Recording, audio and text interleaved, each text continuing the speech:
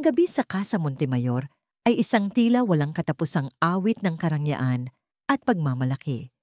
Sa gitna ng Forbes Park, ang mansyon ay kumikinang sa ilalim ng buwan. Ang bawat bintana ay nagbubuga ng ginintuang ilaw na tila nang iimbita sa isang mundo ng labis na yaman. Ang hardin, isang obra maestra ng landscape architecture, ay puno ng libu-libong bulaklak na tila sumisigaw ng kayamanan, at ang mga bisita nakasuot ng mamahaling barot saya at mga suite na gawa sa Italy ay abala sa pagpapakitang gilas.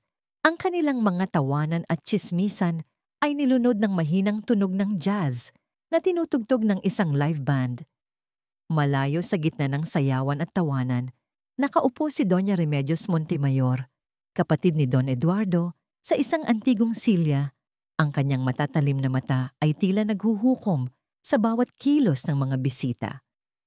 Isang babaeng may katayuang hindi matatawaran. Ang kanyang tingin ay madalas mapadako kay Don Eduardo. May bahid ng pagkasuya sa mga karaniwan na tila nagkakasala sa paghinga lamang sa parehong hangin ng kanilang kabuuan. Ang kanyang presensya ay tila isang anino ng pagtatangi, isang paalala ng mga hangganan na kailangan pang panatilihin. Sa likod ng kislap at ingay, tahimik na kumilos si Alonsina Reyes o Sina, isang dalagita na may pagod na mga mata ngunit matatag na paninindigan. Hawak niya ang isang tray. Maingat na nililigpit ang mga basag na baso malapit sa napakalaking swimming pool na kumikinang sa ilalim ng buwan. Ang kanyang uniforme ay puti, ngunit tila ito ay may bahid ng pagod ng buong araw ng paglilingkod. Ang bawat hakbang niya ay tila kinukutya ng mamahaling marmol ng palasyo na nagpapahiwatig ng kanyang lugar sa isang mundo na hindi sa kanya. Habang abala si Sina sa paglilinis, isang figura ang biglang lumitaw sa kanyang gilid na may amoy ng mamahaling alak at kapangyarihan. Si Don Eduardo Montemayor, ang may kaarawan, isang lalaking may maringal na tindig, ngunit tila may kalungkutan sa mga mata, ay nakikipag-usap sa telepono. Ang kanyang boses ay may halong galit at pagkabahala. Isang pag-uusap na puno ng tensyon tungkol sa pagkalugi at maling desisyon sa negosyo na nagpapataas ng kanyang iritasyon. Sa isang biglaang paggalaw ng kamay ni Don Eduardo na tila nagtutulak ng kanyang galit na hindi na niya makontrol, nawalan ng balanse si Sina. Isang baso ng mamahaling red wine ang nalaglag mula sa tray at dumampi sa napakamahal na suit ni Don Eduardo, isang likha ng kilalang Italian designer. Nagimbal ang paligid sa biglang katahimikan. Nag-angat ng tingin si Don Eduardo. Ang kanyang mukha ay namumula sa galit, hindi lang sa aksidente, kundi sa mga problema ring nagpapahirap sa kanya. Ang kanyang mga mata ay nagliyab habang tinitigan si Sina na natigilan sa takot. Ngunit hindi ito takot na sumuko, kundi takot na may halong pagkabigla at pagkadismaya. "Ano ba yan?" sigaw ni Don Eduardo.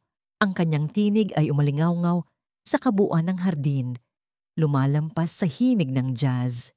"Maaari mong hugasan ang iyong kakulangan, marumi. Huwag kang maglalapit sa akin, ikaw na wala namang silbi."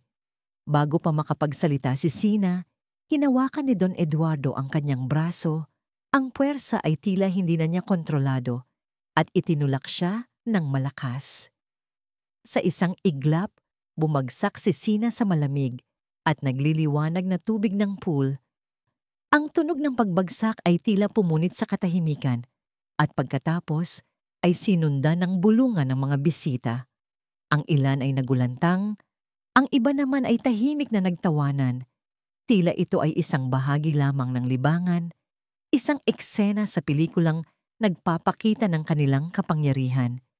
Si Manang Elena, ang matagal nang tagapamahala ng bahay, ay nanatili sa likod, nanginginig ang buong katawan habang nasasaksihan ng pangyayari. Ang kanyang mukha ay puno ng takot at isang nakatagong pagkakasala.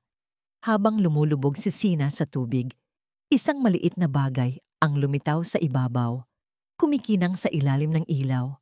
Isang kwintas, May pendant na bulaklak ng sampagita na tila gawa sa simpleng metal, ngunit may kahalagahang lampas sa halaga nito na naging dahilan ng pagtigil ng hininga ni Don Eduardo.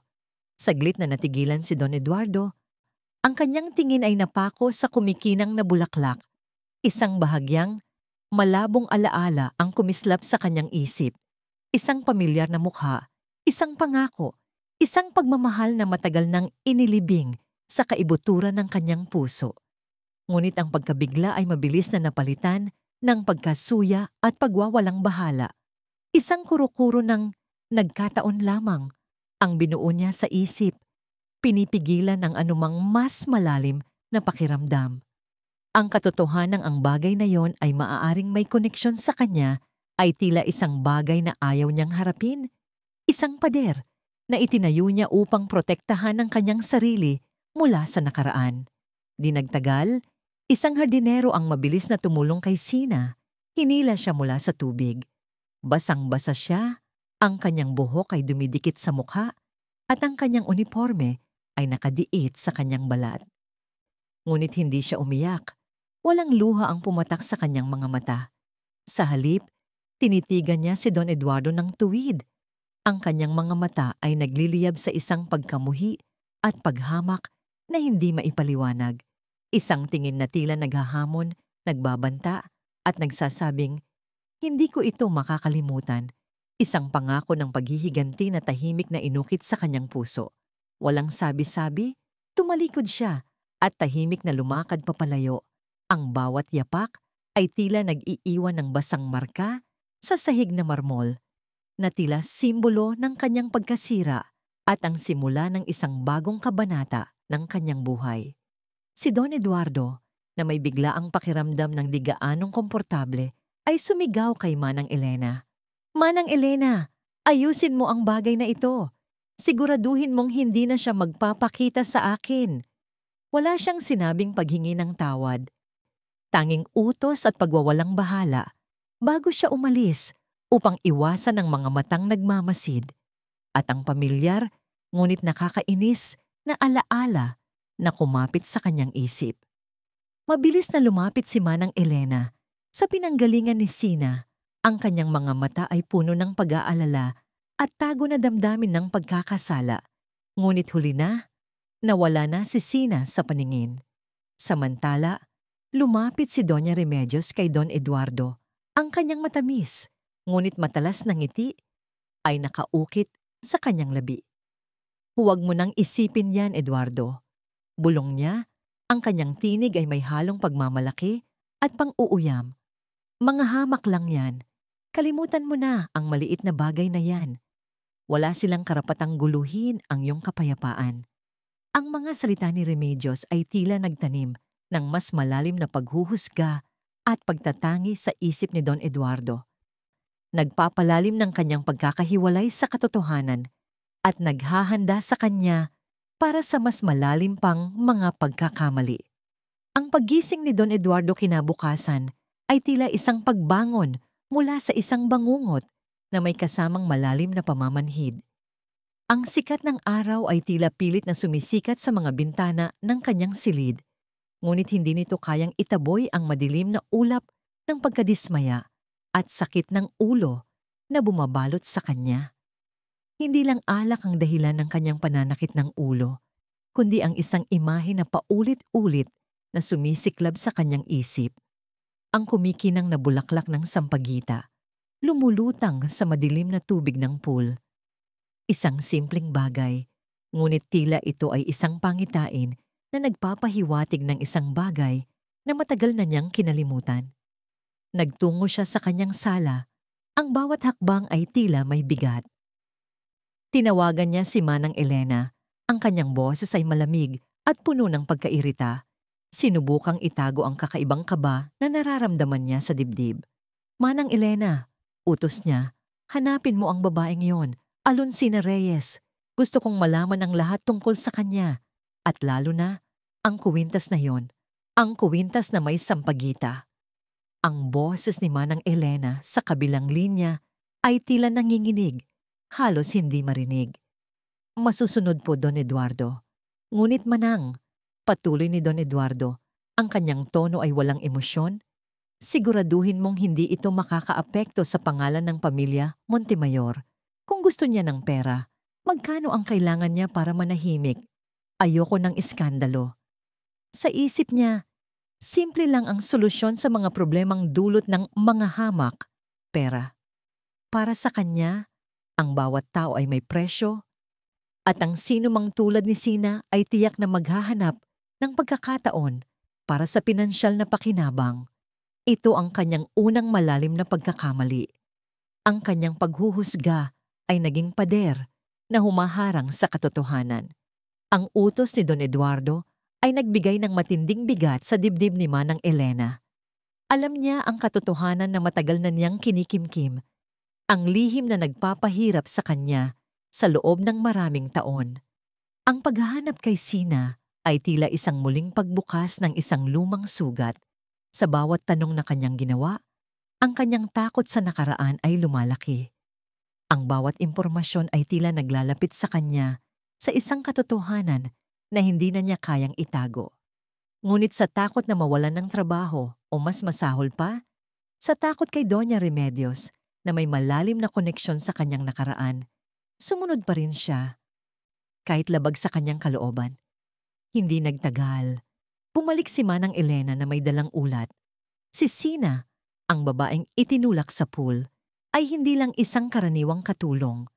Siya ay isang estudyante sa UP Diliman, isa sa pinakaprestihiyosong universidad sa Pilipinas. Nagtatrabaho ng part-time para matustusan ang kanyang pag-aaral at matulungan ang kanyang pamilya sa probinsya ng Batangas. Isang mahirap, ngunit matalino at masipag na dalaga. Ang pinakanakakagulat na impormasyon para kay Don Eduardo ay ang matinding pagtanggi ni Sina sa anumang forma ng kabayaran mula sa kanya. Hindi po siya tumatanggap ng pera, Don Eduardo, sabi ni Manang Elena. Ang kanyang boses ay mahina. Ayaw niya po raw na masabing binili ang kanyang katahimikan. Nagulat si Don Eduardo. Ang pagtanggi ni Sina ay hindi ang tugon na inaasahan niya. Imbes na humanga, mas lalong nagduda at naguluhan si Don Eduardo. Para sa kanya, ang pagtanggi sa pera ay hindi simbolo ng integridad, kundi isang taktika. Hindi tumanggap ng pera, ibig sabihin, nagpapahard to get siya o baka naman may mas malaki siyang balak. Ang kanyang isip ay agad na bumuo ng isang senaryo kung saan si Sina ay isang mapagsamantala na may mas malalim na plano upang makapasok sa kanilang mundo ng kayamanan.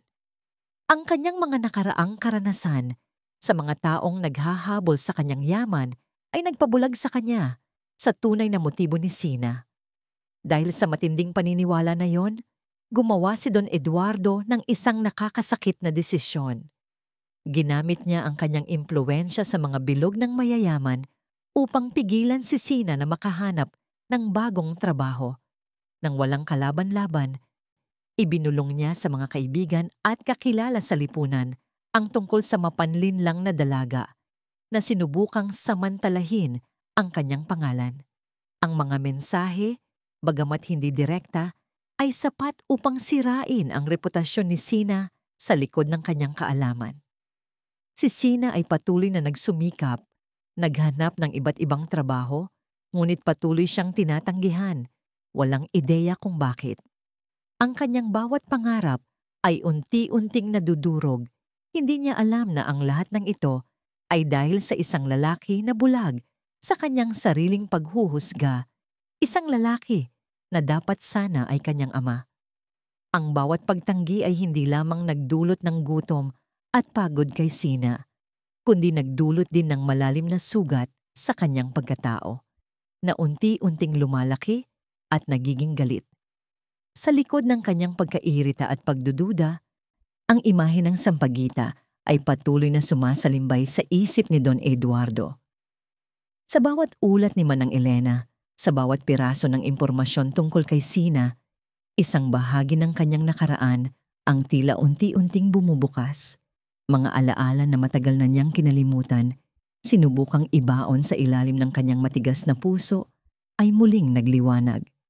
Sa isang bahagi ng kanyang isip, Muling bumalik si Don Eduardo sa panahon na siya ay si Eduardo Montemayor pa lamang.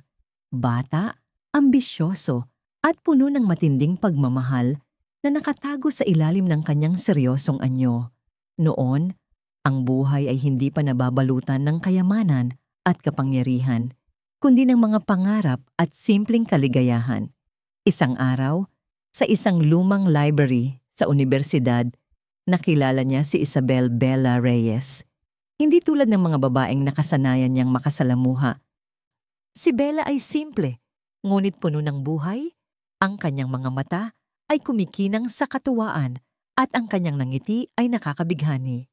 Si Bella, isang estudyante mula sa mahirap na pamilya, ay tila isang bulaklak na sumisikat sa gitna ng desyerto.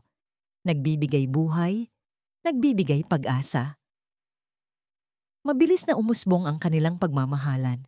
Si Eduardo, na kilala sa kanyang pagiging seryoso at disiplinado, ay natuto ng magpatawa, maging malambing, at lumabas sa kanyang sarili.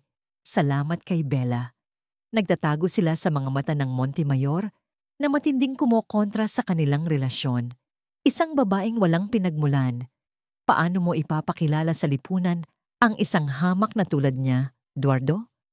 Ang boses ng kanyang ina at ng kanyang kapatid na si Remedios ay paulit-ulit na umalingaw-ngaw sa kanyang isip. Ngunit para kay Eduardo, si Bella ang lahat.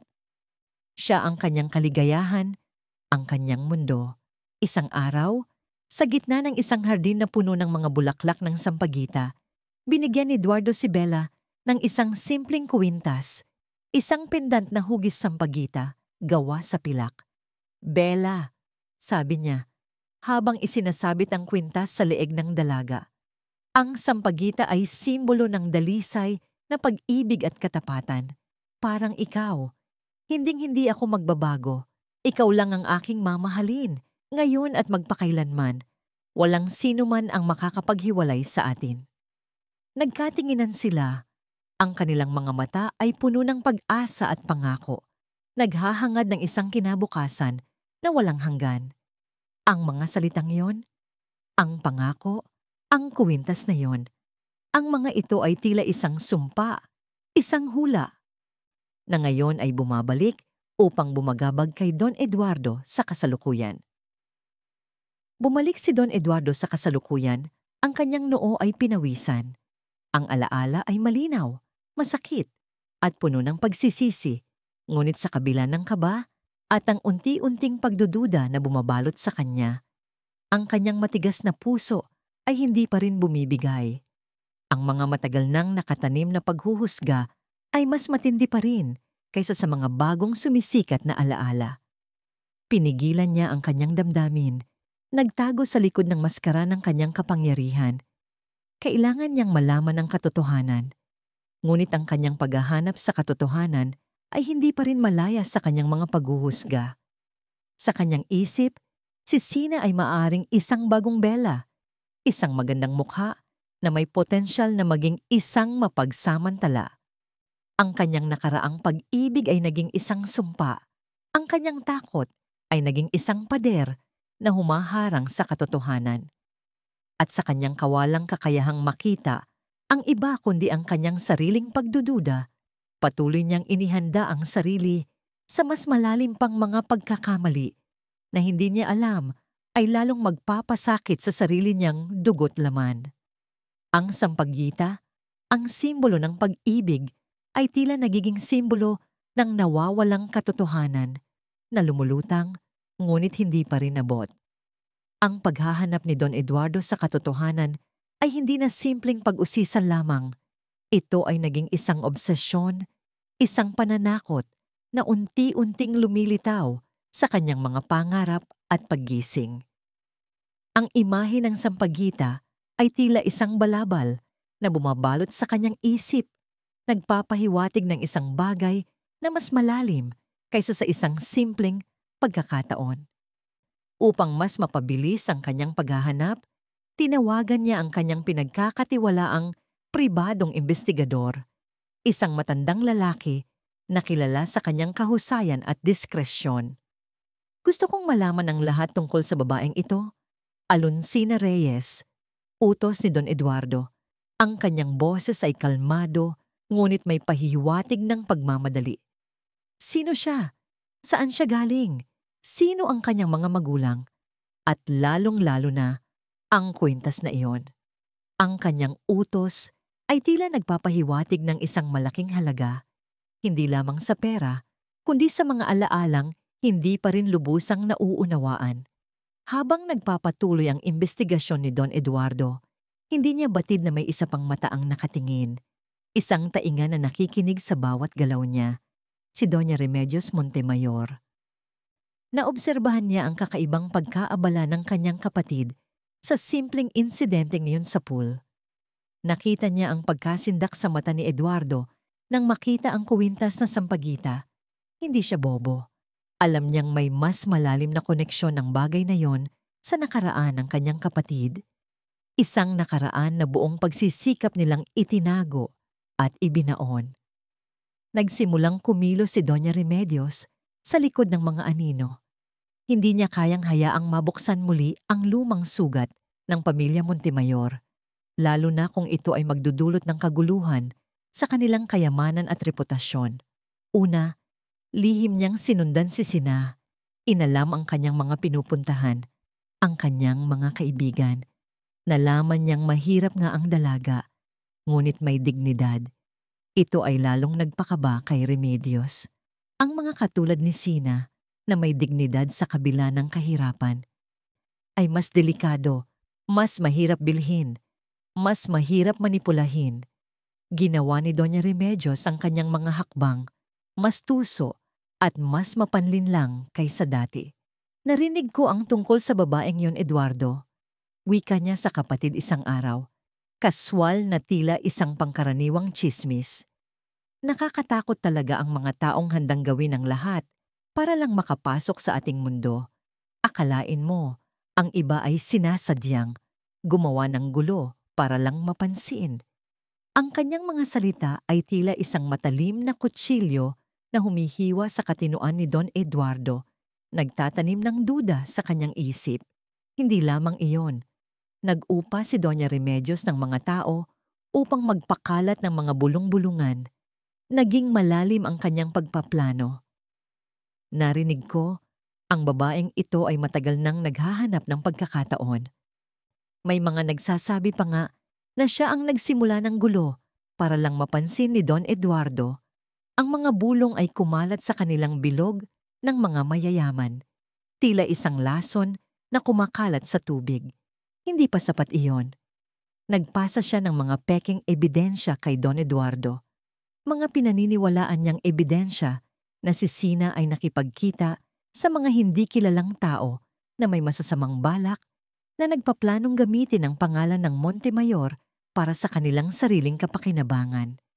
Ipinakita niya ang mga peking email at mensahe na nagpapahiwatig na si Sina ay nagpaplano na ilabas sa publiko ang kanyang kwento kung hindi niya makukuha ang gusto niya.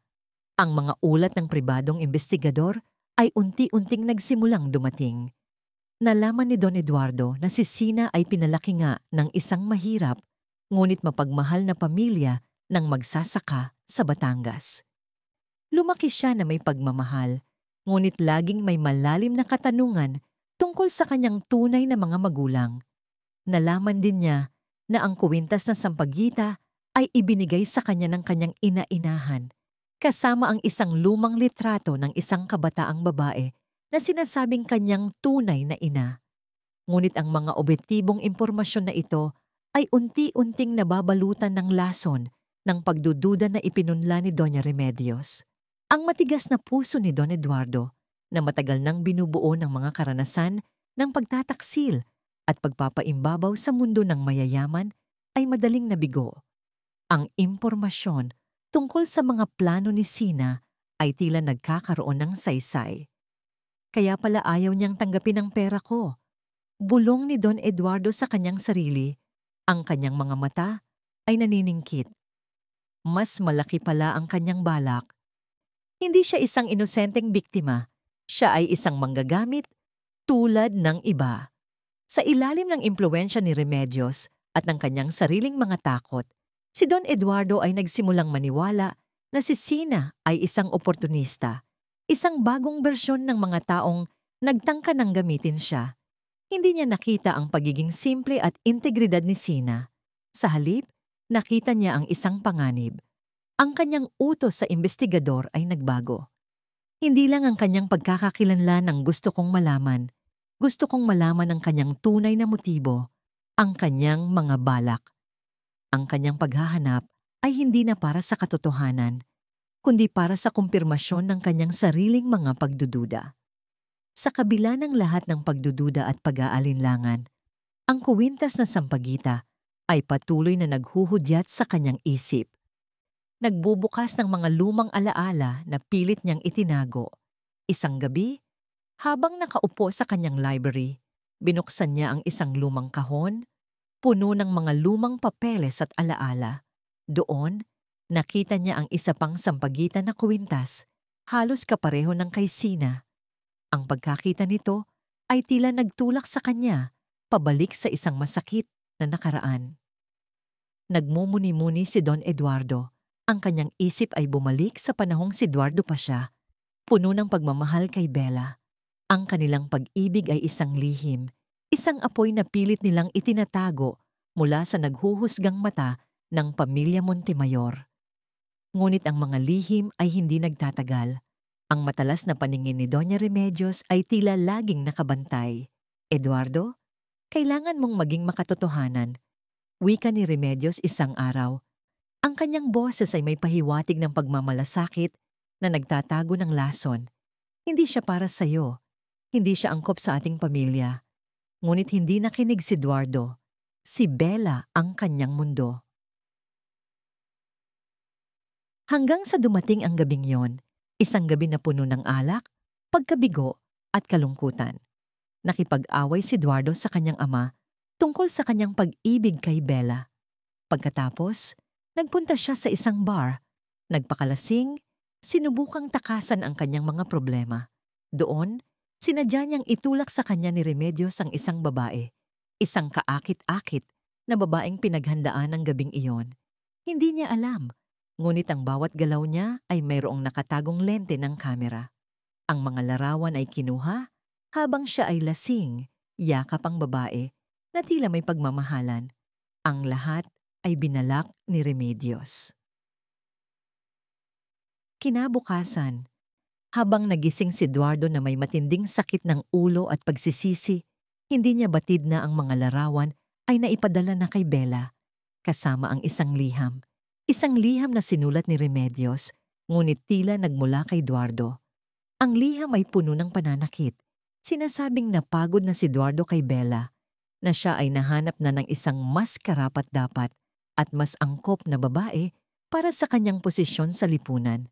Sinabi rin sa liham na hindi na niya gustong makita si Bella at dapat itong lumayo sa buhay niya at ng kanyang pamilya, Montemayor. Ang mga salita ay tila gawa sa yelo, tumagos sa puso ni Bella. Nawasak si Bella, hindi niya alam kung ano ang gagawin. Ang pag-ibig na akala niya ay walang hanggan ay bigla na lang naglaho. Sa sakit at pagkabigo, at nang hindi niya kayang ipaliwanag ang mga larawan at ang liham, lumayo siya. Lumayo siya nang walang paalam, nang walang sinasabi. Dala-dala ang isang mahalagang lihim na hindi niya kayang ibunyag sa isang lalaking sa tingin niya ay ipinagkanulo siya. Ang isang lihim na magpapabago sa buhay ni Eduardo magpakailanman. Isang buhay na lumalaki sa kanyang sinapupunan. Isang buhay na magiging si Alonsina Reyes. Muling bumalik si Don Eduardo sa kasalukuyan, ang kanyang puso ay tila dinudurog. Ang sakit ng nakaraang pagkawala ay tila sariwa pa rin, ngunit ngayon, may bagong bigat. Ang posibilidad na si Sina ay ang bunga ng pag-ibig na yon, ang anak na kinuha sa kanya nang hindi niya nalalaman. Ang katotohanan ay tila isang malaking halimaw na dahan-dahang lumalabas sa dilim, nakakatakot, ngunit may dalang pahiwatig ng pag-asa. Ngunit ang pag-asa ay nababalutan ng takot. Ang takot na harapin ang kanyang mga pagkakamali, ang kasinungalingan ng kanyang sariling pamilya, at lalong-lalo na Ang mga huling pagdududa na ipinunla ni Doña Remedios ay patuloy na nagpapahirap sa kanya. Hindi siya sigurado. Paano kung tama si Remedios? Paano kung si Sina ay talagang isang oportunista na nagtatangkang gamitin ang kanyang kwento upang makapasok sa kanilang mundo? Ang kanyang pagmamataas ay hindi pa rin ganap na nabibiyak. Ang kanyang paghuhusga ay nanatili pa rin, isang pader na humaharang sa kanyang buong pagtanggap. Kaya, nanatili si Don Eduardo sa gitna ng dalawang mundo, sa pagitan ng isang matinding pagnanais na malaman ang katotohanan at ang isang malalim na takot na harapin ito.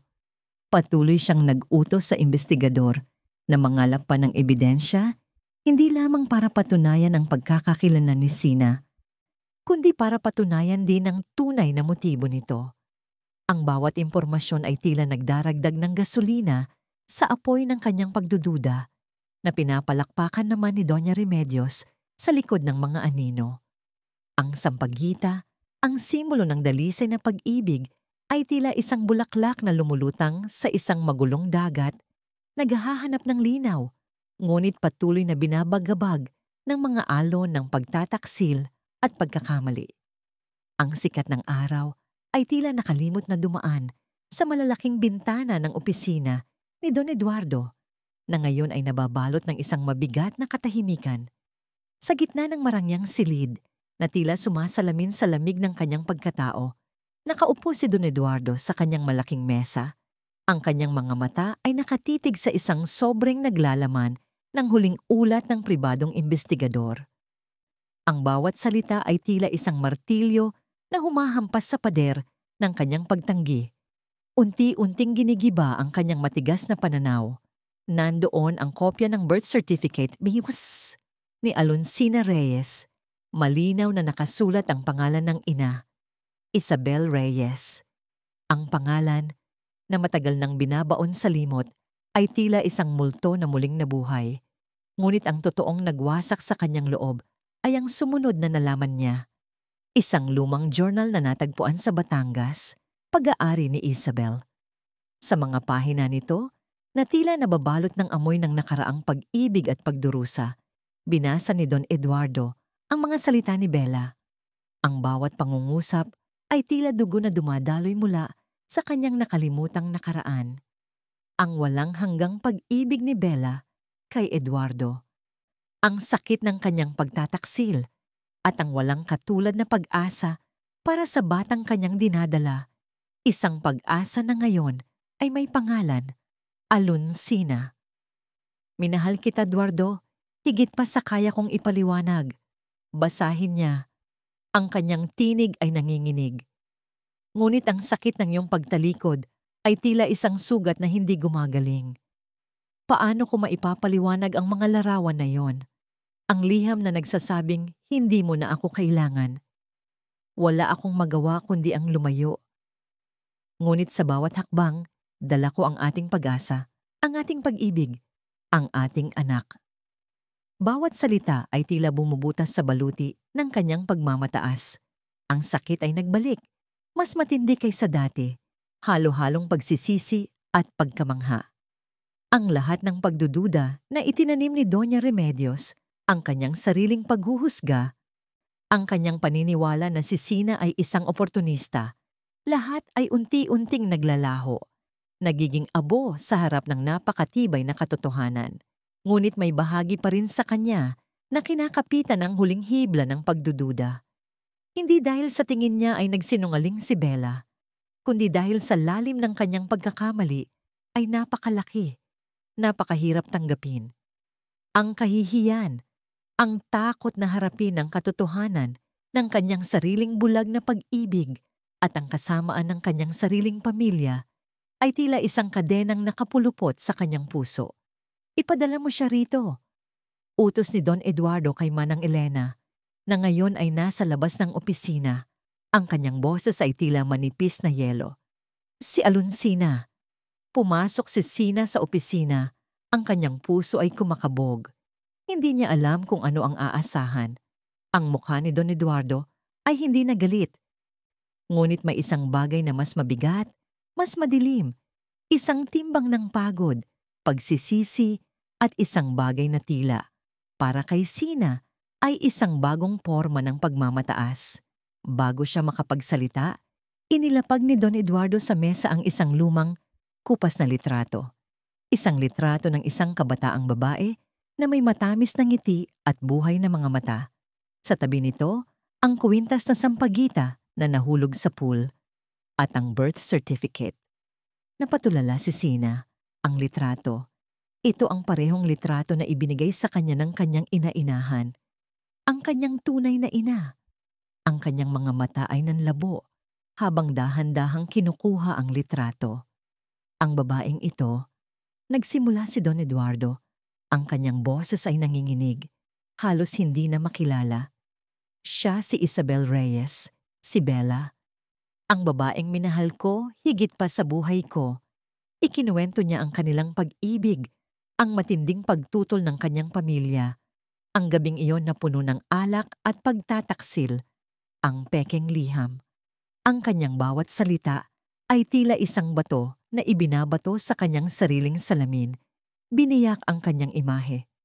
At ikaw, Alonsina, patuloy niya, ang kanyang tingin ay nakasalubong sa mga mata ni Sina. Ikaw ang anak namin.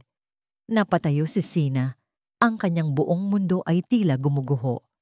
Ang pagkabigla ay humalo sa matinding galit. Ang lalaking ito, ang lalaking nagtulak sa kanya sa pool, nagtawag sa kanyang marumi, walang silbi. Siya ang kanyang ama. Ang ama na matagal na niyang pinangarap, ngunit hindi kailanman nakita. Ang ama na nagpahirap sa kanya, gumamit ng impluwensya para siya ay hindi makahanap ng trabaho. Nagtulak sa kanya sa isang buhay ng paghihirap, kulang sa pagmamahal at suporta.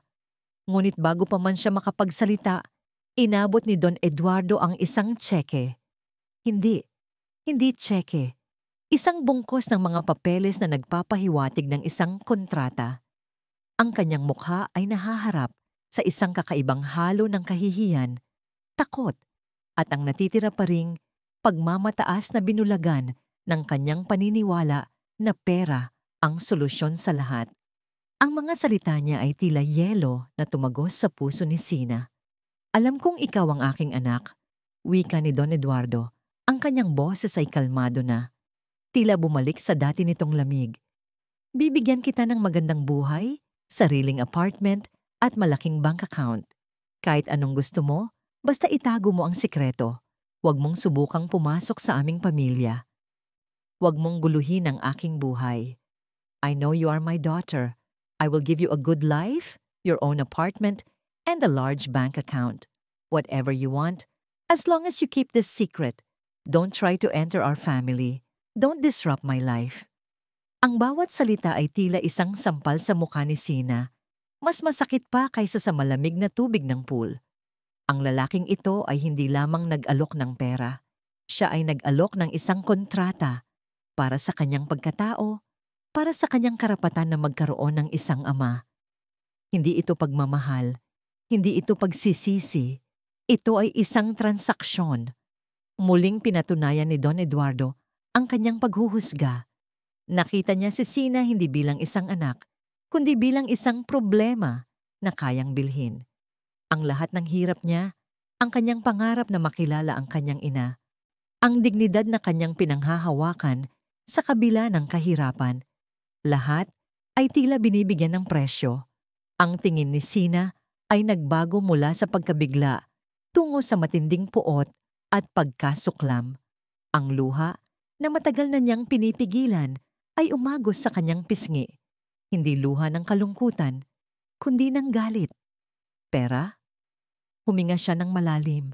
Ang kanyang boses ay nanginginig sa galit. Iyan lang ba ang alam mo? Ang lahat ng sakit na dinanas ko? Ang lahat ng taon na wala ka? Ang paghahanap ko sa aking ina? Ang pagtulak mo sa akin sa pool? Ang pagtawag mo sa akin na marumi? Ang lahat ng iyon ay mababayaran ng pera? Nilapag niya ang litrato at kuwintas sa mesa. Hindi ko kailangan ng pera mo, Don Eduardo Montemayor. Hindi ko kailangan ng isang ama na handang bilhin ang katahimikan ng sarili niyang anak. Hindi ko kailangan ng isang ama na kailanman ay hindi nagtiwala sa akin at patuloy na binubulagan ng kanyang sariling pagmamataas at paghuhusga. Mas gugustuhin kong mabuhay sa kahirapan kaysa tanggapin ang anumang bagay mula sa iyo. Sa isang iglap, tinalikuran niya ang lalaking tinawag na kanyang ama. Ang kanyang puso ay dinudurog. Umalis siya sa opisina. Ang bawat hakbang ay tila nagdadala ng bigat ng 1,000 taon ng pagdurusa. Ang sakit ng pagtanggi ay mas matindi kaysa sa lahat. Ang pintuan ay nagsara sa likod niya na tila isang huling hininga. Iniwan si Don Eduardo sa isang silid na nabalot ng lamig at isang malalim na katahimikan. Ngunit hindi nag-iisa si Don Eduardo. Sa labas ng opisina, sa likod ng malaking pinto, nakikinig si Manang Elena. Ang kanyang buong katawan ay nanginginig. Narinig niya ang lahat. Ang pag-amin ni Don Eduardo, ang pag-amin ni Sina, at ang napakalamig na alok ni Don Eduardo. Nang marinig niya ang tunog ng pag-alis ni Sina, hindi na niya kinaya ang bigat ng kanyang konsensya. Pumasok si Manang Elena sa opisina, ang kanyang mukha ay nababalot ng luha. Don Eduardo, patawarin niyo po ako. Bulong niya, ang kanyang boses ay nabasag. Lumuhod siya sa harap ni Don Eduardo, ang kanyang matandang katawan ay umuuga. Alam ko na buntis si Senyora Isabel. Nang umalis siya, alam kong may dala siyang anak ninyo. Nagulat si Don Eduardo. Ano ang sinasabi mo? Pinilit po ako ni Doña Remedios. Umiiyak si Manang Elena. Ang kanyang mga kamay ay nakahawak sa kanyang dibdib. Pinagbantaan niya po ako na sisirain ang buhay ko, ang pamilya ko, kung may sasabihin ako. Sabi niya, "Wag na wag kong sasabihin sa inyo." Sabi niya, "Hayaan mo silang maghiwalay. Mas mabuti para sa lahat." Ang bawat salita ni Manang Elena ay tila isang punyal na tumatama sa puso ni Don Eduardo. Ang lahat ng pagdududa, ang lahat ng paghuhusga kay Sina, ang lahat ng sakit na dinulot niya. Hindi lamang ito bunga ng kanyang pagmamataas o ng kanyang paniniwala sa mga paninira ni Remedios. Ito ay bunga ng isang mas malalim na kasinungalingan, isang masamang balak na nagsimula pa noon. At siya, si Don Eduardo, ay bulag. Bulag sa katotohanan ng pagmamahal ni Bella, bulag sa mga kasanian ng kanyang kapatid, at bulag sa sakit na idinulot niya sa kanyang sariling anak. Ang imahe ni Sina, basa at nanginginig sa pool, ay muling nagbalik sa kanyang isip. Ang kanyang mapagmahal na pagtanggi sa pera, ang kanyang pagdurusa sa paghahanap ng trabaho. Ang lahat ng mga paninira na ipinakalat ni Remedios, ang alok niya kay Sina kanina lang, ang kanyang pagtanggi, ang mga mata ni Sina na puno ng puot at pagkasuklam. Hindi lang niya ito nasaktan minsan, paulit-ulit niya itong sinasaktan dahil sa kanyang pagiging bulag. Ngayon, ang sakit na nararamdaman niya ay hindi na simpleng pagsisisi. Ito ay isang apoy na lumalamon sa kanya, isang hoyhan, totsyong, na sumira sa lahat ng pader na kanyang itinayo. Ang kanyang pagmamataas ay gumuhuna, ang kanyang mundo ay gumuhuna. At sa gitna ng mga guho, nakita niya ang mukha ng kanyang anak, puno ng sakit, ng galit, at ng isang pagkasuklam na siya mismo ang nagtanim. Ang kanyang sariling mga kamay, ang kanyang sariling mga salita, ang kanyang sariling pagiging bulag, ang nagdulot ng lahat ng ito. Ang sampagita, simbolo ng pag-ibig, ay tila ngayon ay isang nagdaragitang bangungot ng mga pagkakamali. Ang malalim na katahimikan sa opisina ni Don Eduardo ay nabasag ng huling salita ni Manang Elena. Pinilit po ako ni Doña Remedios. Ang pangungumpisal niya, ang kanyang mga luha at panginginig, ay tila isang sumpa na nagwasak sa lahat ng natitirang harang sa puso ni Don Eduardo. Ang kanyang kapatid, ang taong pinagkatiwalaan niya, ang lumikha ng bangungot ng kanilang buhay. Ngunit hindi pa ganap na naglalaho ang anino ng pagdududa, ang kanyang matandang pananaw na pinanday ng kayamanan at kapangyarihan. Hindi pa halos nakakalabas si Manang Elena sa opisina nang marinig nila ang tunog ng sirena ng ambulansya at ang nagmamadaling yapak ng mga paa sa labas ng Casa Montemayor. Ang mga balita, tila isang bagyo, ay mabilis na kumalat. Si Manang Elena, sa kanyang desperasyon at matinding pagsisisi, ay hindi na nakakainom ng pagkain at tubig. Ang kanyang kalooban ay nagdurusa sa nakita at narinig. Sa kanyang paghahanap ng kalayaan mula sa kanyang pasanin, nagpadala siya ng isang text message sa isang mamamahayag na kanyang pinagkakatiwalaan, isang babaeng matagal na niyang kilala sa simbahan, at nagbahagi ng isang bahagi ng kanyang kwento, ang tungkol sa paghahanap sa anak ni Don Eduardo at ang kanyang pagdating sa Montemayor.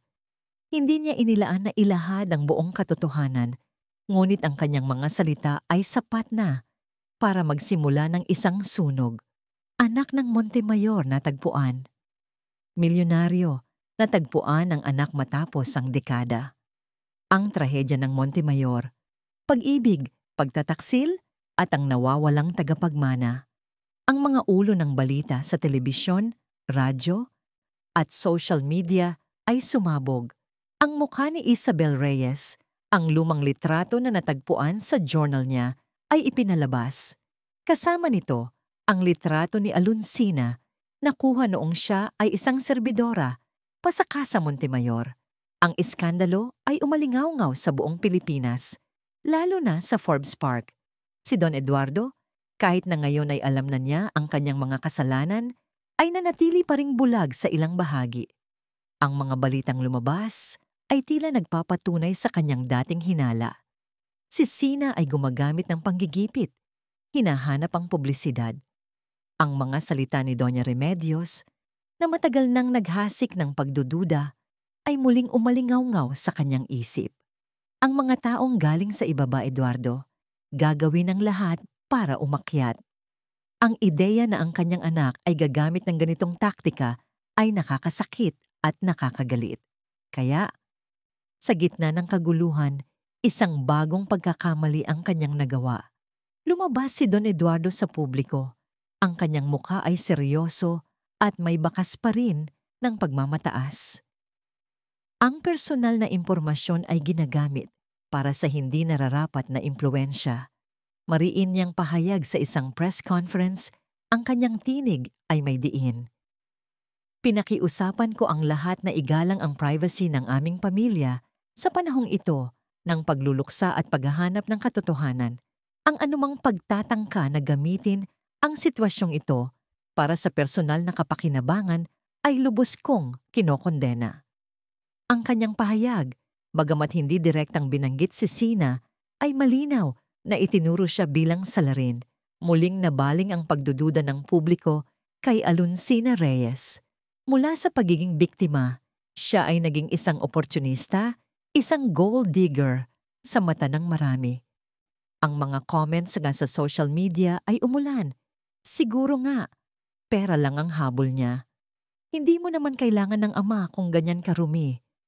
Sana bumalik na lang siya sa pinanggalingan niya. Para kay Sina, ang mga araw na sumunod ay tila isang bangungot. Ang balita na siya ang anak ni Don Eduardo ay isang malaking pagkabigla. Ngunit ang paraan ng pagtanggap ng mundo dito ay mas masakit pa. Ang lalaking minsang nagtulak sa kanya sa pool, ang nag-alok na bilhin ang kanyang katahimikan, ngayon ay hayagang inakusahan siya na ginagamit ang trahedya ng kanyang buhay para sa sariling kapakinabangan. Ang galit, ang sakit, ang pakiramdam ng pagtataksil ay lumalamon sa kanya. Paano niya mapapatawad ang isang ama na paulit-ulit na sinasaktan siya sa harap ng mundo dahil sa kanyang sariling bulag na paghuhusga? Ngunit sa gitna ng kaguluhan, hindi gumuho si Sina. Ang apoy ng galit ay naging gasolina para sa kanyang determinasyon. Hindi ko kailangan ang pera niya. Bulong niya sa sarili habang binabasa ang mga negatibong comment tungkol sa kanya. At hindi ko kailangan ang pagkilala ng mundong ito. Ipapakita ko sa kanila na hindi ako ang tingin nila sa akin. Hindi siya naglabas ng anumang pahayag sa media. Hindi niya tinanggap ang mga alok na panayam. Tumanggi siya sa anumang tulong pinansyal kahit na ang kanyang mga kaibigan ay nag-aalok na tumulong. Nagpatuloy siya sa pag-aaral sa kanyang klase sa UP Diliman. Nagtatrabaho ng maliliit na odd jobs para lang mabuhay. Ang kanyang pagkatao, ang kanyang karangalan ay mas mahalaga kaysa sa anumang kayamanan. Sa bawat pagtanggi sa pera, sa bawat pagharap sa mga mapanghusgang tingin, ipinapakita niya ang kanyang pagiging totoo. Si Don Eduardo, sa likod ng kanyang mga balita at sa gitna ng kanyang mga pagpupulong, ay sinusubaybayan si Sina. Pinabantayan niya ang bawat galaw nito, hindi na para hanapin ang ebidensya ng kanyang pagiging oportunista, kundi para intindihin ang mga ulat mula sa kanyang mga tauhan. Ang mga video ng paparazzi na sumusunod kay Sina ay unti-unting nagbukas ng kanyang mga mata. Nakita niya ang kanyang anak, payat ngunit matatag, na naglalakad sa kalsada, sumasakay sa pampublikong sasakyan, tumanggi sa mga alok ng pera, at patuloy na nag-aaral. Hindi siya naglabas ng kahit anong pahayag na ikasasama niya. Hindi niya ginamit ang kanyang sitwasyon para maghiganti. Ang huling harang sa puso ni Don Eduardo ay tuluyang gumuho. Ang kanyang mga mata, na matagal nang binulag ng pagmamataas at pagkapanatiko, ay bumukas na. Hindi ito katulad ng sinasabi ng kanyang kapatid. Hindi ito katulad ng kanyang iniisip. Ang bawat kilos ni Sina, bawat pagtanggi sa pera, bawat pagtiis sa harap ng mga paghuhusga, ay sumisigaw ng karangalan at kalinisan. Hindi siya ang problema na kayang bilhin. Siya ay Alunsina, ang anak ni Isabel, ang anak niya. Ang imahe ni Sina na itinulak niya sa pool, ang kanyang malamig na alok na bilhin, ang kanyang katahimikan, at ang kanyang huling, nakakasakit na pahayag sa media. Lahat ay bumalik sa kanya, mas masakit kaysa dati. Paulit-ulit niya itong sinasaktan. Sa bawat pagkakataon, ang kanyang sariling pagiging bulag ang nagtulak sa kanya na durugin ang damdamin ng kanyang anak. Ang Hoyhan Totchung ay dumating hindi bilang isang mabilis na kidlat, kundi bilang isang malakas na alon na lumamon sa kanya. Ang kayamanan, ang kapangyarihan, ang buong imperyo na kanyang binuo. Wala nang saysay kung nawawala ang pinakamahalagang bahagi ng kanyang buhay. Hindi lamang niya kailangan mapatawad si Sina, kundi kailangan niyang makamit ang pagpapatawad sa kanyang sarili. Ang pagmamataas ay naglaho, napalitan ng isang matinding kahinaan at pagkasira. Sa kauna-unahang pagkakataon, umupo si Don Eduardo sa kanyang opisina hindi bilang isang hari, kundi bilang isang ama na nawasak. Kinuha niya ang remote control at binuksan ang telebisyon, hindi para sa news channel, kundi para sa isang pambansang istasyon na nagpapalabas ng live broadcast.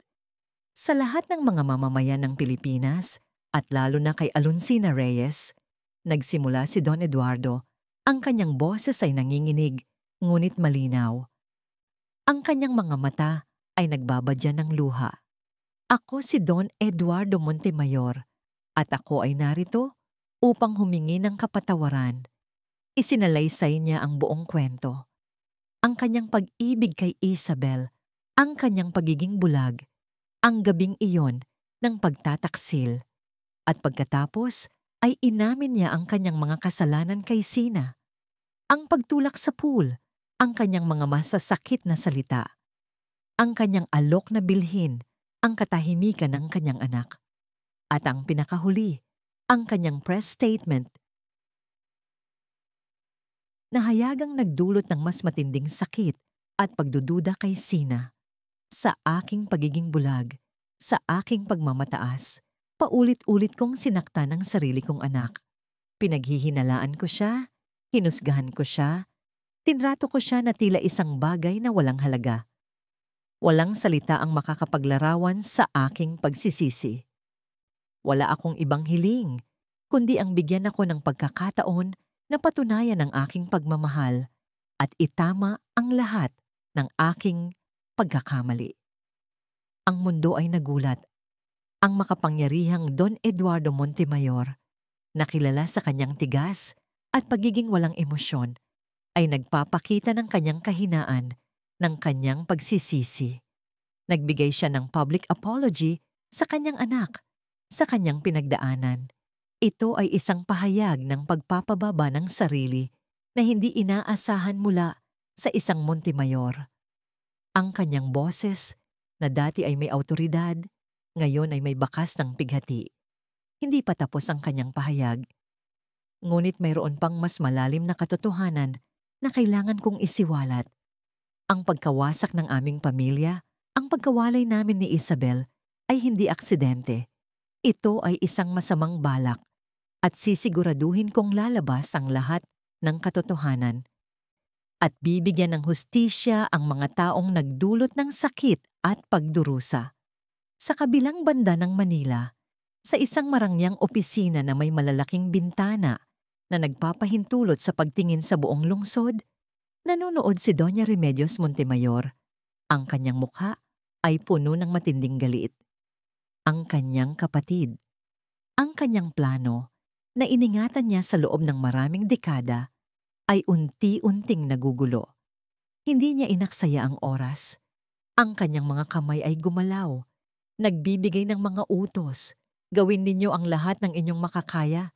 Sirain ang pangalan ng babaeng yan. Gawin siyang magnanakaw. Gawin siyang sinungaling.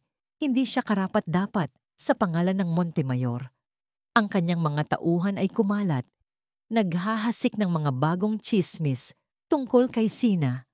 Naninakaw daw nito ang pera ng kanyang pamilya ampon sa Batangas, na may sugar daddy daw siya at kung ano-ano pa.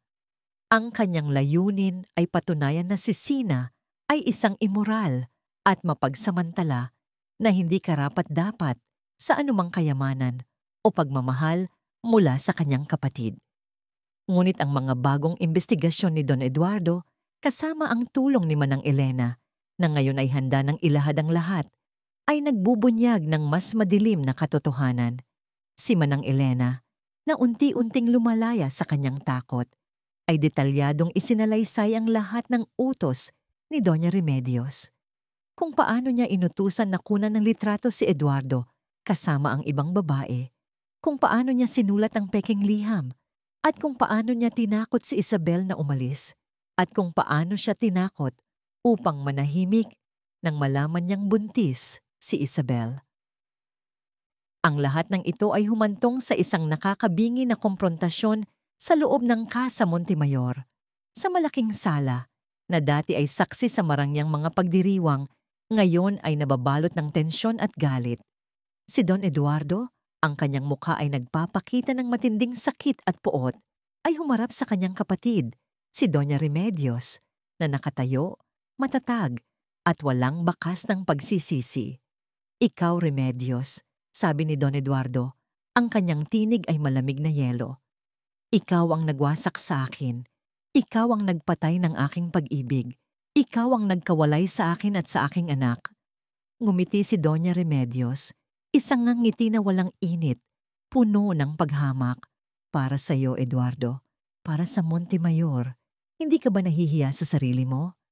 Ang pinakasikat na Montemayor, magpapakasal sa isang hamak na serbidora. Isang babaeng walang alam, kundi ang mangarap ng kayamanan. Ginawa ko ang tama. Iniligtas kita sa kahihiyan. Iniligtas ko ang pangalan ng ating pamilya. Sa pamamagitan ng panlilinlang, sa pamamagitan ng pagsira sa buhay ng ibang tao, sa pamamagitan ng paggawa sa akin na isang bulag na tanga. Nanginginig ang boses ni Don Eduardo sa galit. At ngayon, patuloy mo pa ring sinisira ang buhay ng aking anak. Nasaan ang puso mo, Remedios? Kung mayroon kang mga hiling o puna, mangyaring mag-comment para ipaalam sa akin. Lubos na nagpapasalamat, si Inday Andrea. Puso? Nagtawa si Doña Remedios, isang nakakabinging tawa. Ang puso, Eduardo, ay isang kahinaan. Kinakailangan mong maging matatag. Kinakailangan mong maging praktikal. Hindi mo dapat pinahihintulutan ang damdamin na sirain ang lahat ng ating pinaghirapan. Sino ang babaeng yon? Ang anak mo. Isa lang siyang salot. isang pabigat, isang oportunista. Gagawa ako ng paraan para mawala siya sa buhay mo tulad ng ginawa ko sa kanyang ina. Ang kanyang mga salita ay tila isang huling patak ng lason. Ang lahat ng pagdududa, ang lahat ng pagmamataas ni Don Eduardo ay tuluyang naglaho. Sa harap niya, nakatayo ang isang halimaw, ang kanyang sariling kapatid, na walang pag-aalinlangan na pinagkanulo ang kanilang sariling dugo para sa kapangyarihan at katayuan. Ang pader sa pagitan nila ay tuluyan ng gumuho. Ang laban para sa katotohanan ay nagsimula na. At sa pagkakataong ito, hindi na siya magiging bulag. Ang matinding sigawan sa Casa Montemayor ay umaling-awngaw sa loob ng mga pader na saksi na sa hindi mabilang na mga lihim at kasinungalingan. Ngunit sa pagkakataong ito, hindi lang ito sigawan. Ito ay isang paghaharap ng mga katotohanan na matagal nang inilibing.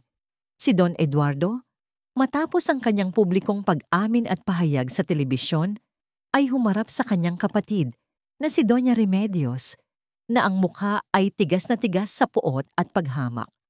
Wala kang pagsisisi, Remedios? Kahit kailan ba'y sumagi sa isip mo ang sakit na idinulot mo? Tanong ni Don Eduardo. Ang kanyang tinig ay namamaos sa galit. Sa akin, kay Isabel, at ngayon, sa aking anak. Isang nakakakilabot na tawa ang lumabas sa bibig ni Doña Remedios. Pagsisisi. Para saan? Para sa paggawa ng tama para sa pamilyang Montemayor? Ang isang Reyes ay hindi kailanman magiging karapat-dapat sa pangalan natin. Ikaw, Eduardo, ikaw ang bulag. Nakalimutan mo na ba kung gaano tayo pinaghirapan para makarating sa kinalalagyan natin ngayon? Ang reputasyon natin, ang yaman, lahat ng iyan ay mawawala dahil sa isang babaeng manggagamit at isang anak sa labas na hindi natin kailangan. Ang kanyang mga salita ay parang suntok sa sikmura ni Don Eduardo. Paano mo nasasabi iyan? Si Isabel, mahal na mahal niya ako. At si Sina, siya ang anak ko. Dugong Montemayor ang dumadaloy sa kanya. Ngumisi si Doña Remedios. Dugo? Mahal? Ang mga iyan ay mga salitang para sa mahihina, Eduardo.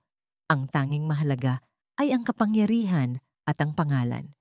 Palagi kitang nilalampasan. Ikaw ang paborito ng mga magulang natin. Ikaw ang pinagkatiwalaan ng negosyo. Ako, palagi akong nasa anino mo. Ngunit ako ang nag-iisip para sa pamilya. Ako ang nagprotekta sa atin mula sa kahihiyan. Kung pinakasalan mo ang babaeng yon, sisirain niya ang lahat. Ang kayamanan natin ay malulustay sa kanyang pamilya. Kaya ginawa ko ang dapat gawin. Ito ay isang pag-amin na puno ng pagkamuhi, inggit, at isang matinding pagnanais na kontrolin ang lahat. Ang pag-amin ni Remedios ay hindi lamang tungkol sa pagliligtas sa pamilya. Ito ay tungkol sa kanyang sariling pagnanais para sa kapangyarihan, sa pag-angat ng kanyang sarili, sa pamamagitan ng pagpapabagsak sa iba, kahit sa sariling kapatid. Kaya ka naghasik ng mga kasinungalingan? Kaya ka nanira ng buhay? Tanong ni Don Eduardo. Ang kanyang boses ay nanginginig. At ngayon, iniisip mo pa ring maaari mong manipulahin ang aking anak? Tumingin si Doña Remedios sa malaking pinto ng sala, tila may inaasahan. Saka siya lumingon, ang kanyang mga mata ay matalim. Si Alonsina, ang babaeng iyan ay walang alam, kundi ang kahirapan. Ano sa tingin mo ang magiging reaksyon niya kapag inalok ko siya ng isang bahagi ng Montemayor? Isang posisyon sa kumpanya? Isang buhay na hindi niya kailanman pinangarap? Sa tingin mo ba ay tatanggi siya? Lahat ng tao ay may presyo, Eduardo, lalo na ang mga galing sa putikan. At sa sandaling iyon, pumasok si Sina sa sala. Hindi niya alam kung gaano na siya katagal nakikinig, ngunit ang kanyang mukha ay seryoso, walang bakas ng gulat o takot. Sinalubong niya ang matalim na tingin ni Doña Remedios. Hindi lahat ng tao, Doña Remedios, sabi ni Sina. Ang kanyang tinig ay kalmado, ngunit may pahiwatig ng bakal. Hindi lahat ng tao ay kayang bilhin. Hindi ko kailangan ng anumang bahagi ng inyong Montemayor na binuo sa kasinungalingan at pagtataksil. At lalong hindi ko kailangan ng inyong pera para makilala ang sarili ko. Ang kanyang diretsong sagot ay nagpatigil kay Doña Remedios. Hindi siya sanay sa ganitong uri ng pagsuway, lalo na mula sa isang babaeng galing sa ibaba. Matapos ang mainit na komprontasyong yon, isang kapayapaan na may halong lumbay ang bumalot kay Sina. Ang pag-amin ni Don Eduardo sa telebisyon, ang mga lihim na nabunyag, at ang pagiging walang puso ni Doña Remedios ay nag-iwan sa kanya ng maraming tanong. Sino nga ba ang kanyang ina? Anong klase ng buhay ang kanyang pinagdaanan? Upang mahanap ang mga sagot at upang mas maintindihan ang kanyang sarili, nagpasya si Sina na bumalik sa Batangas. Hindi na siya sumakay ng bus na puno ng tao. Hiniling ni Don Eduardo na gamitin niya ang kotse ng pamilya. Ngunit mariin itong tinanggihan ni Sina. Sa halip, nagpahatid siya sa terminal ng bus at doon sumakay. Tulad ng dati, tulad ng isang ordinaryong estudyante. Ang paglalakbay ay isang pagbabalik tanaw. Bawat kaway ng puno ng niyog, bawat tanawin ng bukirin ay nagpaalala sa kanya ng kanyang pagkabata, ng simple at masakit na buhay na kinalakhan niya. Pagdating sa Batangas, nilibot niya ang lumang pamayanan kung saan siya lumaki. Hindi niya hinanap agad ang kanyang inaampon. Sa puso niya, alam niyang ang paglalahad ng katotohanan ay hindi pa handa. Sa halip, naglakad siya sa lumang palengke, sa simbahan, at sa iba pang lugar kung saan posibleng nakilala ng mga tao ang kanyang ina.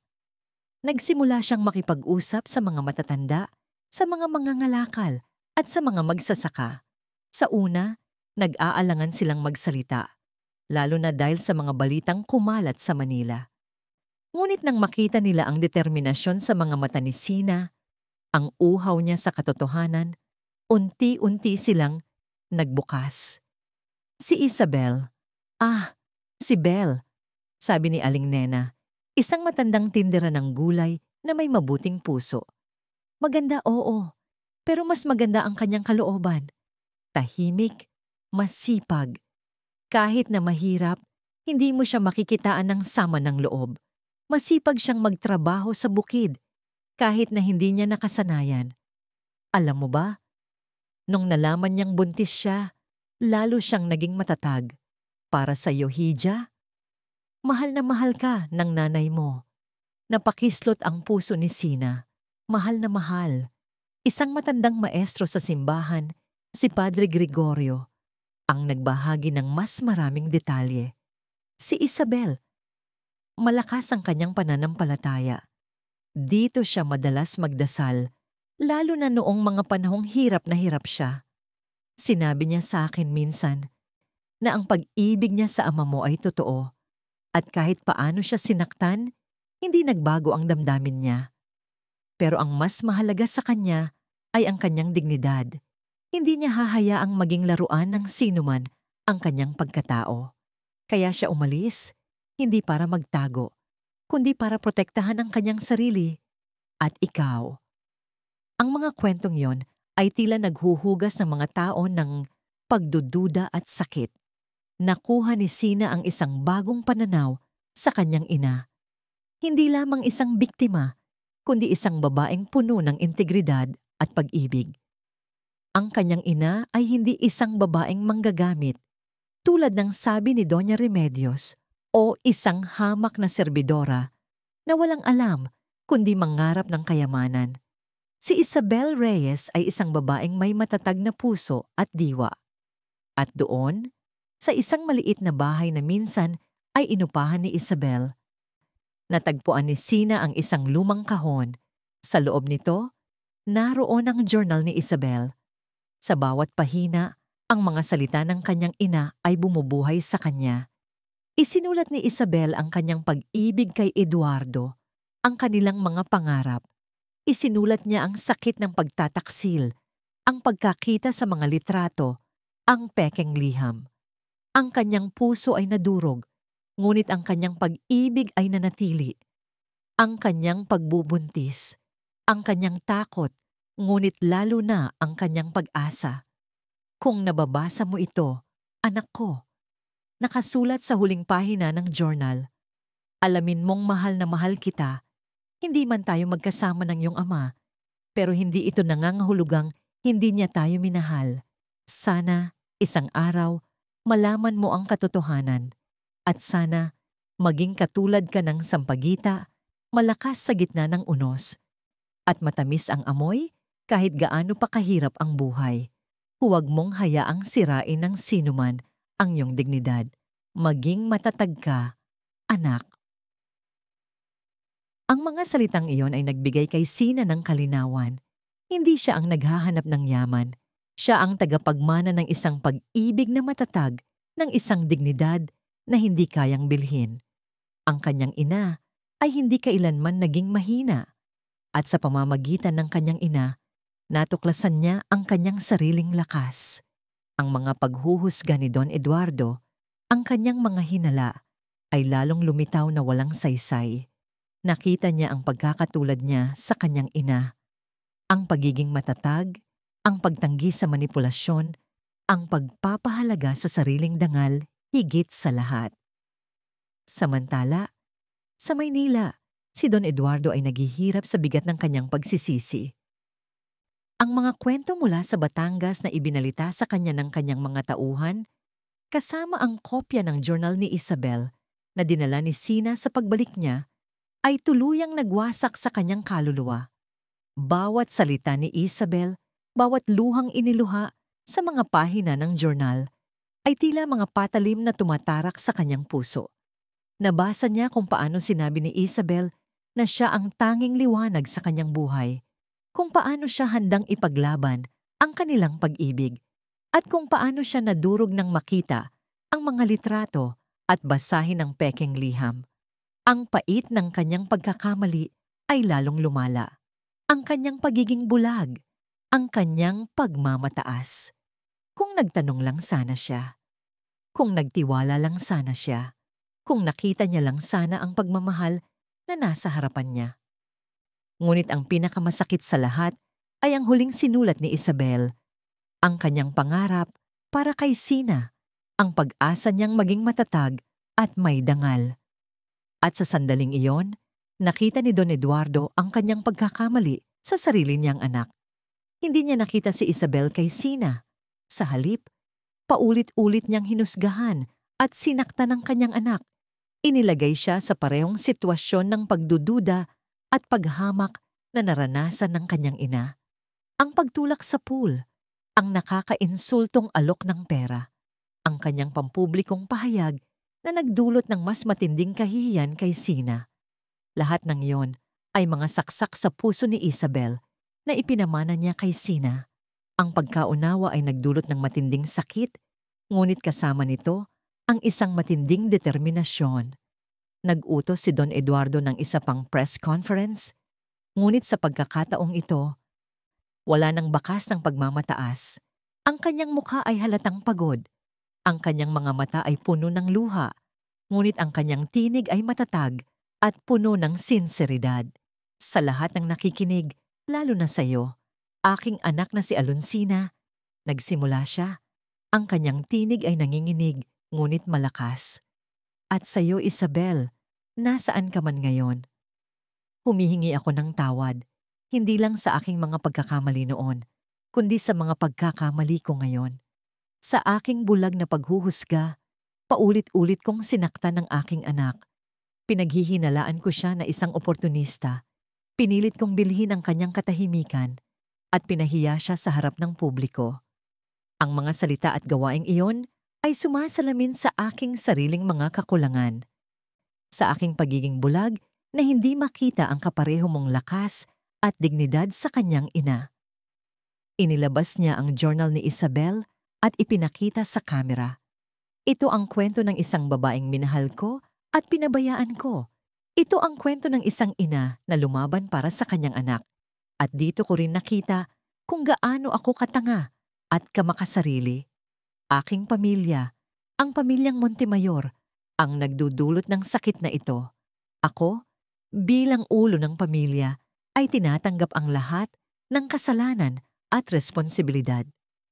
Ngunit hindi na ako magiging bulag muli. Pagpapatuloy niya, ang kanyang mga mata ay nanunubok. Ang lahat ng kasinungalingan at panlilinlang na idinulot sa aking pamilya, lalo na sa aking asawa at anak, ay malalantad. Lahat ng gumawa nito ay haharap sa katarungan. Sisiguraduhin kong ang pangalan ni Alonsina Reyes ay malilinis. At ang dangal ng kanyang ina ay maibabalik. Ito ang aking pangako sa inyo, sa aking anak, at sa aking sarili. Ang pahayag na yon ay isang bomba. Ito ay hindi lamang isang pag-amin. Ito ay isang deklarasyon ng digmaan laban sa kanyang sariling kapatid, si Doña Remedios, at sa lahat ng kasinungalingan na nagpabagsak sa kanyang pamilya. Gamit ang kanyang impluwensya at kayamanan, nagsimula siyang labanan ang mga tsismis at kampanya ng paninira ni Remedios laban kay Sina. Ang mga media outlet na minsan ay bumatikos kay Sina ay biglang naglabas ng mga feature story tungkol sa kanyang pagiging matatag, ang kanyang pakikipaglaban sa kahirapan at ang kanyang integridad. Ang mga ebidensya ng manipulasyon ni Remedios na ipinahayag ni Manang Elena ay unti-unting lumalabas. Sa wakas, nagkita si Sina at Don Eduardo. Hindi na sa opisina na puno ng tensyon, kundi sa isang pribadong silid sa Casa Montemayor na may ilaw na malambot at tahimik. Si Sina, matapos ang kanyang paglalakbay sa Batangas at ang kanyang bagong natuklasang lakas, ay nakaupo sa tapat ni Don Eduardo. Ang lalaking minsang nagpahamak sa kanya ay nakatingin sa kanya nang may labis na pagsisisi. Sina, sabi ni Don Eduardo, ang kanyang boses ay halos pabulong. Wala akong sapat na salita para humingi ng tawad. Paulit-ulit kitang sinaktan. Ang aking pagmamataas, ang aking pagiging bulag, ang aking mga hinala. Nagdulot ito ng sakit na hindi ko kayang suklian. Tumingin si Sina sa mga mata ng kanyang ama. Nakita niya ang sinseridad doon, ang paghihirap, ang tunay na pagsisisi. Ang mga kwento mula sa Batangas, ang journal ng kanyang ina, at ang mga huling pahayag ni Don Eduardo ay nagbigay sa kanya ng isang bagong pananaw. Hindi niya naibsan ang lahat ng sakit, ngunit naiintindihan na niya ang pinagmulan nito. Ang mga salita, hindi sapat, Don Eduardo, sabi ni Sina, kalmado. Ang sakit ay malalim. Ang mga tao na nawala, ang mga tao na kailangan ko ng isang ama, hindi ito mababalik. Alam ko, sagot ni Don Eduardo, tumango, ang kanyang mga mata ay nanlalabo. At hindi ko ito hinihiling. Hinihiling ko lang isang pagkakataon. Isang pagkakataon na patunayan sa iyo na nagbago ako. Isang pagkakataon na maging ama mo. Kung mayroon pa akong matitirang buhay, gusto kong gamitin iyon upang muling itayo ang lahat ng sinira ko. Para sa iyo, para kay Isabel. Isang mahabang katahimikan ang bumalot sa kanila. Puno ito ng hindi nasasabing sakit, ng hindi natutupad na pangarap, at ng isang bagong, maliit na butil ng pag-asa. Sa puso ni Sina, mayroon pa ring galit, mayroon pa ring hinanakit. Ngunit sa likod ng lahat ng yon, nakita niya ang isang ama na handang gawin ang lahat, na sa wakas ay nakakita ng liwanag. Hindi ko alam kung kaya kong patawarin ka ng buo, Don Eduardo, sabi ni Sina sa wakas. Ang tiwala, matagal itong nabuo at madali itong nawala, pero bibigyan kita ng pagkakataon. Ang mga salitang iyon ay tila musika sa pandinig ni Don Eduardo. Isang luha ang bumaba sa kanyang pisngi, hindi luha ng kalungkutan, kundi ng pag-asa. Maraming salamat, anak. Maraming salamat. Ang kanilang relasyon ay mananatiling marupok, tulad ng isang babasaging baso na pinilit na buuin muli matapos madurog. Ang bawat salita, bawat kilos, ay kailangang maging maingat. Ang mga sugat ng nakaraan ay hindi madaling maghilom, lalo na ang mga sugat na dulot ng paulit-ulit na pagdududa at maling paghuhusga. Ngunit sa sandaling iyon, sa pagitan ng ama at anak, isang maliit na tulay ang nagsimulang maitayo. Sa gitna ng bagyo ng mga lihim at kasinungalingan na patuloy na bumabalot sa pamilyang Montemayor, ang laban ay hindi pa tapos, ngunit mayroon ng pag-asa. Ang payapa, ngunit may bahid ng kalungkutang silid, ay tila nababalot pa rin ng mga salitang nabitawan, pangako ng pag-asa, pagtanggap ng pagkakataon. Ngunit ang pagtanggap ni Sina sa kanyang ama ay hindi nangangahulugan ng instant na kapayapaan. Sa labas ng Casa Montemayor, naghihintay ang isang mundo na puno ng paghuhusga, at sa loob ng mga pader nito, isang ahas na nagkukubli, si Doña Remedios. Hindi madali ang paglipat ni Sina mula sa simple niyang buhay bilang estudyanteng nagtatrabaho patungo sa isang buhay na puno ng yaman at prestihiyo. Ang kanyang bawat galaw ay sinisilip, bawat salita ay sinusuri. Sa mga social gathering ng Montemayor, ang mga bulungan ay mas malakas pa sa tugtog ng piano. Ang babaeng anak labas na yan, hindi man lang makatingin ng direkta. Kahit kailan, hindi magiging Montemayor. Ang mga matatalim na tingin ng mga dating kaibigan ni Don Eduardo, ang mga pamilyang nag-iisip na sila ang nararapat na makasama sa isang Montemayor. Ngunit mas matalim pa sa mga ito ang nakakalason ng ngiti ni Doña Remedios na laging nasa malayo, nagmamanman. "Huwag mong intindihin sila, anak," sabi ni Don Eduardo isang gabi, habang naghahapunan sila sa napakalaking dining table. Ang dating mayabang na tinig ay ngayoy malambing at puno ng pagmamalasakit. Ang kanilang mga salita ay refleksyon lamang ng kanilang sariling kawalan ng seguridad. Ikaw, Sina, ay may mas matimbang na halaga kaysa sa kanilang mga opinyon. Ngunit hindi sapat ang mga salita. Ipinakita ni Doña Remedios ang kanyang pagiging determinadong panatilihin ang kanyang impluensya sa pamamagitan ng patuloy na paninira kay Sina. Isang beses, sa isang charity gala, ipinakalat ni Remedios ang tsismis na kinuha ni Sina ang isang mamahaling alahas. Kinailangang gumamit ni Don Eduardo ng kanyang lahat ng koneksyon para malinis ang pangalan ni Sina. Sa isa pang pagkakataon, kinumbinsi ni Remedios ang ilang mga pinsan ni Eduardo na pumanig sa kanya. Nagpipilit na si Sina ay isang delikadong impluensya na maghahati sa pamilya at maglulustay ng kayamanan. Naging arena ng digmaan ang Casa Montemayor at si Sina ang sentro ng labanan. Ngunit sa gitna ng kaguluhan, isang relasyon ang unti-unting lumalalim. Pinagsisikapan ni Don Eduardo na maging ama. Inaalok niya si Sina ng mga leksyon sa pamamahala ng negosyo, ngunit hindi ito sa pilitan. Mas madalas, nauuwi sila sa pag-uusap tungkol sa buhay, sa mga pangarap ni Sina, sa mga aral ng pagiging Montemayor. Hindi ang kayamanan, kundi ang responsibilidad. Noon, ang pagiging Montemayor para sa akin ay kapangyarihan, sabi ni Don Eduardo isang hapon, habang naglalakad sila sa malawak na hardin. Ngayon, naiintindihan ko na, Sina. Ang tunay na kapangyarihan ay ang kakayahang maglingkod, magprotekta, at magmahal. Iyan ang hindi ko nakita kay Isabel, at iyan ang muntik ko nang hindi makita sa iyo. Natuto si Don Eduardo na pakinggan si Sina, hindi lamang ang kanyang mga salita, kundi pati na rin ang kanyang katahimikan. Hindi na niya ito hinuhusgahan, batay sa kanyang nakaraang kalagayan o sa mga panlabas na anyo. Sa halip, nakita niya ang matalas na isip ni Sina, ang kanyang pagiging tapat, ang kanyang puso na puno ng malasakit para sa mga mahihirap, mga katangian na minsang hinangaan niya kay Isabel.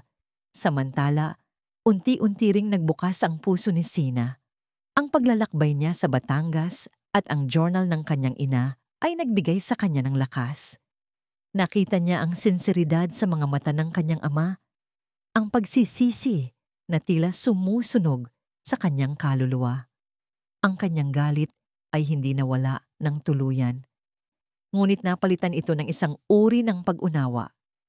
Hindi lahat ng mayaman ay masama, at ang kanyang ama, sa likod ng lahat ng kanyang pagkakamali, ay isang taong natuto, isang taong lumalaban para sa kanya.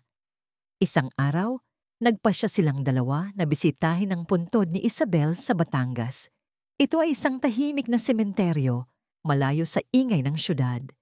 Ang lapida ay simple, may pangalan ni Isabel at isang sampagita na nakaukit. Pagdating nila, naglagay sila ng sariwang bulaklak na sampagita. Ang amoy nito ay bumalot sa kanila, dala ang mga alaala ng nakaraan. Lumuhod si Don Eduardo sa harap ng lapida. Ang kanyang mga balikat ay nanginginig. Isabel, pabulong niyang sabi. Ang kanyang tinig ay halos hindi marinig. Patawarin mo ako. Patawarin mo ako sa aking pagiging bulag, sa aking pagmamataas, sa pagpapabaya sa iyo at sa ating anak. Ang pag-ibig mo, ito ang pinakamahalagang bagay na nawala sa akin. Ngunit nangako ako sa iyo, Bella, aalagaan ko ang ating anak. Aalagaan ko si Sina. Hinding-hindi na muli mangyayari ang mga pagkakamaling iyon. Hinding-hindi ko nahahayaang paghiwalayin kami ng mga kasinungalingan. Niyakap ni Sina ang kanyang ama. Sa sandaling iyon, ang mga sugat ng nakaraan ay tila nagsisimulang maghilom. Dahan-dahan. Ang pagbisita sa puntod ni Isabel ay naging isang mahalagang ritual ng pagtanggap at pamamaalam. Hindi lamang para kay Don Eduardo, kundi pati na rin kay Sina. Natuklasan niya ang kapatawaran, hindi lamang para sa kanyang ama, kundi pati na rin para sa kanyang sarili. Ang pagharap sa mga Montemayor ay isang masalimuot na proseso. Ngunit sa paglipas ng panahon, nagkaroon ng press conference si Don Eduardo. Sa harap ng media, formal niyang ibinunyag ang lahat ng ebidensya ng pagmamanipula ni Doña Remedios, kasama ang mga salaysay ni Manang Elena at iba pang mga saksi. Ang iskandalo ay umalingaw-ngaw sa buong Manila. Hindi lamang pinatalsik si Doña Remedios sa lahat ng posisyon sa Montemayor Group of Companies, kundi formal din siyang itinakwil ng pamilya. Ang kanyang mga kakampi na pinsan ay mabilis na umurong, natatakot sa kapangyarihan ni Don Eduardo. Sa wakas, nakuha ni Sina ang kanyang hustisya at ang pangalan ni Isabel ay nalinisan. Ngunit ang paglaban ni Don Eduardo ay hindi nagtapos doon. Sa kanyang pagbabago, nagpatupad siya ng isang bagong kalooban. Hindi lamang niya ginawa si Sina na kanyang pangunahing tagapagmana, kundi itinatag din niya ang Isabel Reyes Foundation, isang malaking charity na tutulong sa mga kabataang mahirap na nangangarap makapag-aral. Ito ay hindi lamang upang tubusin ang kanyang mga pagkakamali, kundi upang ipagdiwang ang diwa ni Isabel, ang kanyang kabaitan, ang kanyang pag-asa. Si Sina, kasama ang suporta ng kanyang ama, ay nagpatuloy sa kanyang pag-aaral. Ngunit ngayon, ang kanyang mga ambisyon ay mas malalim kaysa sa simpleng pagtatapos. Pinangarap niyang gamitin ang kanyang bagong impluwensya at yaman upang maging isang boses para sa mga walang boses, isang tulay sa pagitan ng mayaman at mahirap. Nais niyang gumawa ng isang bagong uri ng Montemayor legacy, isang legacy na hindi itinatayo sa pagmamataas, kundi sa pag-unawa, empatiya, at tunay na serbisyo. At sa wakas, dumating ang araw na ipinagdiwang ang pagbabago. Hindi ito isang engrandeng piging, kundi isang intimate na salo-salo sa Casa Montemayor. Ang mga bisita ay hindi ang mga mapanghusgang piling-pili, kundi ang mga tapat na kaibigan at kasamahan na sumuporta kay Don Eduardo at Sina sa kanilang paglalakbay. Nandyan si Manang Elena na ang mga mata ay puno ng tuwa habang tinitingnan niya si Sina na nakasuot ng simpleng puting bestido, nakikipag-usap ng may kumpiyansa sa kanyang ama. Tinitigan ni Don Eduardo si Sina. Hindi na siya ang aba at kinasusok lamang katulong na itinulak niya sa pool. Hindi na siya ang babaeng kanyang pinaghihinalaan at paulit-ulit na sinaktan. Ngayon, siya ay kanyang anak, isang matalino, malakas, at may paninindigan na Montemayor. Higit pa rito, siya ang buhay na ebidensya ng pag-ibig na nawala sa kanya, na ngayon ay muling nabuo. Ang nangiti ni Sina, na ngayon ay kasing liwanag ng araw pagkatapos ng bagyo, ay sumasalamin, sa paghilom ng isang pamilya at sa pag-usbong ng pag-asa. Kinaumagahan, bago pa sumikat ang araw, magkasama silang umakyat sa balkonahe na nakaharap sa Manila Bay. Kasama nila si Manang Elena na nakangiti. Tinitingnan nila ang unti-unting pagliliwanag ng langit, ang pagdapo ng mga sinag ng araw sa tubig. Ang simoy ng hangin ay dala ang sariwang amoy ng sampagita at ang pangako ng isang bagong araw. Nang may araw, isang bagong kabanata ang nagsisimula kung saan ang pag-ibig, katarungan at pag-unawa ang magiging pundasyon ng pamilyang Montemayor at ang mga masakit na pagkakamali ay tuluyan ng nalinis, nagbibigay daan sa isang kinabukasang puno ng liwanag.